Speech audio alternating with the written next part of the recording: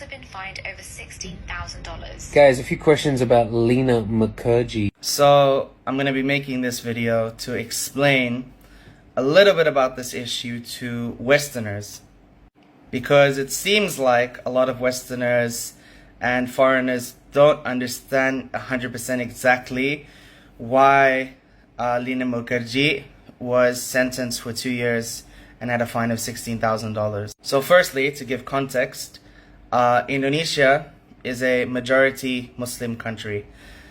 Being majority Muslim, one of the dietary requirements of Muslims is that we do not eat pork. But being realistic, the average Indonesian doesn't really care if somebody chooses to eat pork even though they're a Muslim.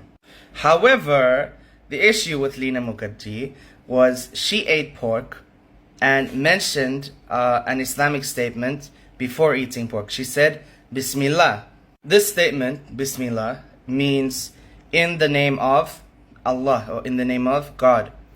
So if we as Muslims believe that God or Allah has forbidden pork upon us to eat, and then we have the arrogance to say Bismillah before eating it, it tends to be something that is quite disrespectful. So she has not been sentenced 2 years to prison for eating pork, as some Western news stations are reporting.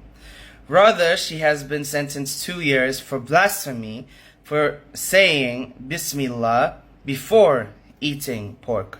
Keep in mind, Indonesia is a relatively religious country with a religious populace, and so something like this is obviously disrespectful to the average Indonesian.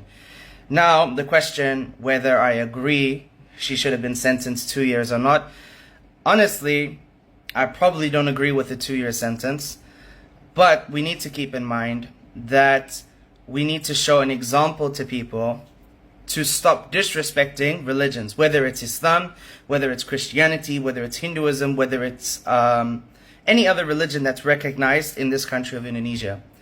So we should make an example of her, showing that, look, you can't just disrespect somebody's religion by saying Bismillah before eating something which Muslims consider to be forbidden. So there are other cases in Indonesia as well where the sentences may have seemed harsh, but they're only harsh because of the context of showing people the consequences of their actions. So I'll end on this. People need to stop doing crazy things just to go viral. And whilst doing these crazy things, they end up disrespecting other people's religions, whether that religion be Islam or a religion other than Islam.